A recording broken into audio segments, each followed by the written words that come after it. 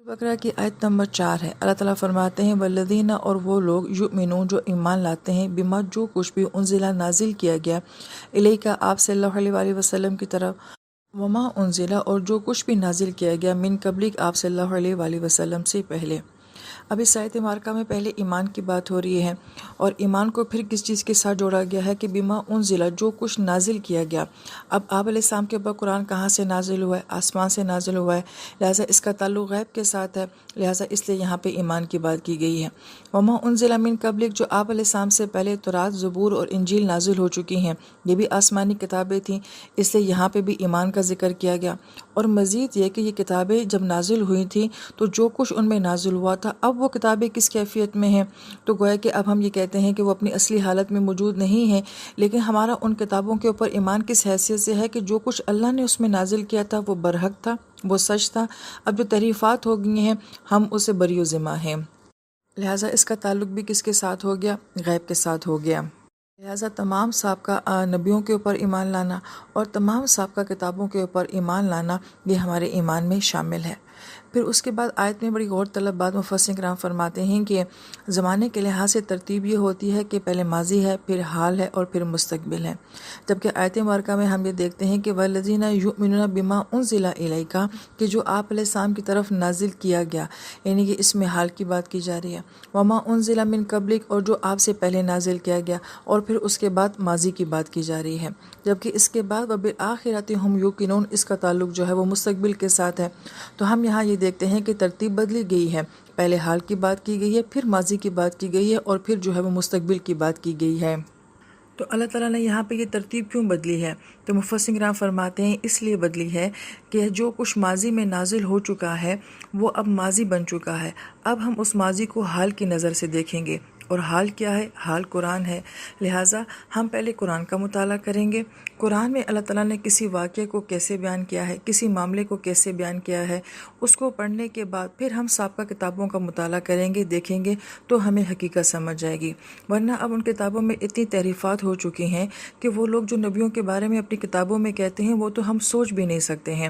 اور جو عقائد اور جو معلومات ان لوگوں نے اپنی کتابوں میں دی ہیں وہ کتنی سچ اور جھوٹ ہیں، اس کا موازنہ ہم کس کے ساتھ کریں گے؟ قرآن کے ساتھ کریں گے۔ لہٰذا یہ نہیں کہا جا سکتا کہ ان کتابوں کو نہیں پڑھنا چاہیے، ان کتابوں کو ضرور پڑھنا چاہیے، بلکہ سابقہ کتابوں کے ساتھ قرآن پاک کا اگر موازنہ کیا جاتا ہے تو ہمیں اپنے قرآن کا فہم اور زیادہ اچھے طریقے سے نصیب ہو جاتا ہے۔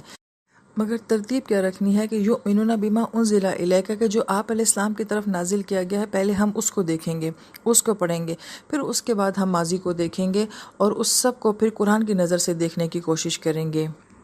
اور پھر جیسا کہ خلاصہ تفسیر میں بیان کیا گیا تھا کہ یہ آیت مبارکہ ختم نبوت کے اوپر بہت بڑی دلیل بھی ہے، کیونکہ اس میں ماضی کی بات بھی کی جا رہی ہے، حال کی بات کی جا رہی ہے، اور مستقبل میں صرف آخرت بتائی جا رہی ہے، یعنی کہ نبی علیہ السلام کے بعد اب صرف کیا ہے؟ آخرت باقی رہ گئی ہے۔ اس ضمن میں جیسے کہ سورہ رحمان میں مفسرین کرام فرماتے ہیں کہ الرحمن علم القرآن خلق الانسان علمہ البیان الشمس والقمر بحسبان کی بات کی گئی ہے، یعنی کہ نبی علیہ السلام کے بعد اور اس قرآن کے آنے کے بعد اب سورج اور چاند جو ہے وہ حسبان ہو رہے ہیں، اور حسبان کا مطلب ہوتا ہے فنا ہونا، یعنی کہ اب اس کے بعد قیامت ہے۔ جیسا کہ نبی علیہ السلام نے فرمایا تھا کہ جیسے ہاتھ کی دو انگلیاں ہوتی ہیں، ایسے میں اور قیامت ایک دوسرے کے ساتھ ساتھ ہیں۔ پھر اس کے بعد آیت مبارکہ میں جو ہے وہ آخرت کا ذکر کیا گیا ہے۔ تو پہلی بات جو غور طلب ہے وہ یہ کہ والذین یؤمنون، پہلے ایمان کی بات کی گئی ہے آیت کی ابتدا میں، اور آیت کے آخر میں جو ہے وہ ایقان یعنی کہ یقین کی بات کی گئی ہے۔ اس کی کیا وجہ ہے؟ مفسرین فرماتے ہیں کہ آخرت کے اوپر ہمارا ایمان تو ہوتا ہے، مگر ایمان سے زیادہ آخرت کے اوپر یقین جو ہے وہ بہت ضروری ہوتا ہے، کہ میرا یقین ہو کہ میں نے مرنا ہے، میں نے اپنے ہر عمل کا اللہ تعالیٰ کو جو ہے وہ جواب دینا ہے۔ اس لیے آخرت کا تعلق جو ہے وہ ایمان سے بھی ایک سٹیپ آگے یقین کی بات کی گئی ہے۔ دوسری بات مفسرین کرام یہ فرماتے ہیں کہ اس آیت مبارکہ میں پچھلی قوموں کا ذکر کر کے، ان کی کتابوں کا ذکر کر کے پھر آخرت کی بات کی گئی ہے۔ اس کی کیا وجہ ہے؟ وہ اس لیے کہ ہم سابقہ کتابوں میں یہ دیکھتے ہیں کہ ان لوگوں نے اپنے دین سے آخرت کا کانسیپٹ بالکل نکال دیا ہے۔ یہودی لوگ یہ کہتے ہیں کہ ہم نے جہنم میں جانا ہی نہیں ہے، اور اگر ہم جائیں گے بھی تو صرف 7 دنوں کے لیے جائیں گے،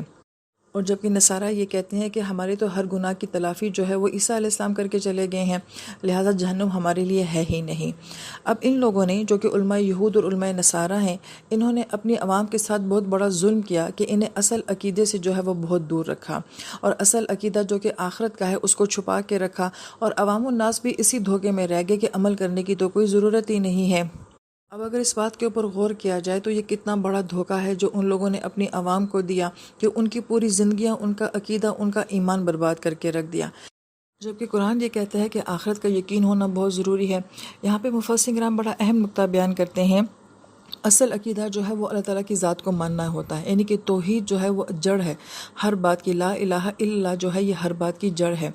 لیکن ہم نبی علیہ السلام کو کیوں مانتے ہیں؟ اللہ تعالیٰ کے حکم کی وجہ سے مانتے ہیں کہ اللہ تعالیٰ نے اپنی ایک صفت کو ظاہر کرنے کے لیے، اپنی توحید کو ظاہر کرنے کے لیے نبی پاک صلی اللہ علیہ وآلہ وسلم جیسے نبی ہمیں دیے۔ لیکن جو آخرت کا عقیدہ ہے وہ بنیاد ہے، وہ اس دین کی بنیاد اور اساس ہے، اس لیے کہ اللہ تعالیٰ کی ذات کو ماننا کیا مشکل بات ہے۔ ہر مذہب کہیں نہ کہیں اس تصور کو رکھتا ہے کہ کوئی ہے جو اس سارے نظام کو چلا رہا ہے، لیکن جو زر پڑتی ہے وہ کس بات کے اوپر کہ ہمیں اپنی زندگی کو بدلنا ہے، ہم نے اپنے ہر عمل کا جواب دہ ہونا ہے، اور ہم نے موت کے بعد ہر چیز کا حساب دینا ہے۔ یہ بات لوگوں کو سمجھ نہیں آ رہی تھی، اور یہ دراصل میں بنیاد ہے اس توحید کی۔ اس لیے قرآن جو ہے وہ آخرت کی بہت بات کرتا ہے، جبکہ پچھلی ساری کتابوں میں ہم یہ دیکھیں گے کہ اللہ تعالیٰ کی بات بھی ہو جائے گی، اپنے اپنے نبیوں کو ماننے کی، ان کی عقیدت کی، ان کی محبت کی بھی بات ہو جائے گی، کتابوں کے احترام کی بھی بات ہو جائے گی، مگر آخرت کو وہ نہیں مانتے، جبکہ قرآن جو ہے وہ آخرت کے عقیدے کے اوپر بہت زور دیتا ہے۔ مفسر قرآن اس بات کو بیان کرنے کے لیے فرماتے ہیں کہ اگر لفظ یقینون کے اوپر غور کیا جائے تو عربی زبان میں یقین کرنے کے لیے لفظ یقینہ بھی آتا ہے، اور یقینہ میں 3 حروف استعمال ہو رہے ہیں، اور اسے یقینون بھی بنتا ہے، جبکہ قرآن پاک نے اس لفظ کو یہاں پہ استعمال نہیں فرمایا۔ قرآن پاک میں یہاں پہ ثلاثی مزید فی سے یہ لفظ آیا ہے یوقنون، اور یوقنون کا اگر غور کیا جائے تو اس میں الفاظ زیادہ استعمال ہو رہے ہیں، اور عربی کا یہ قانون ہے کہ جہاں الفاظ زائد ہو جاتے ہیں وہاں معنی کے اندر بھی تاکید پیدا ہو جاتی ہے، لہذا یہاں پہ کہا گیا ہے کہ آخرت کا یقینون ہونا چاہیے، بہت زیادہ یقین ہونا چاہیے۔ پھر اس آیت مبارکہ کے ضمن میں ایک اور بہت ہی اہم بات کہ سابقہ جتنی بھی آسمانی کتابوں کو ماننے والی امتیں ہیں یا باقی مذاہب کی جتنی بھی قومیں دنیا میں موجود ہیں، ان کا آخرت کے بارے میں بہت شدید اختلاف جو ہے وہ پایا جاتا ہے، جبکہ دین اسلام میں ہم یہ دیکھتے ہیں کہ آخرت کے معاملے میں کسی قسم کا کوئی اختلاف جو ہے وہ نہیں پایا جاتا۔ اب ہم مسلمانوں کی، دین اسلام والوں کی یہ خامی تو بہت بیان کی جاتی ہے کہ ان کے اندر اختلافات ہیں۔ مثلا ہمارے اختلافات کیا ہوں گے؟ آمین اونچی آواز میں پڑھیں یا آہستہ آواز میں پڑھیں،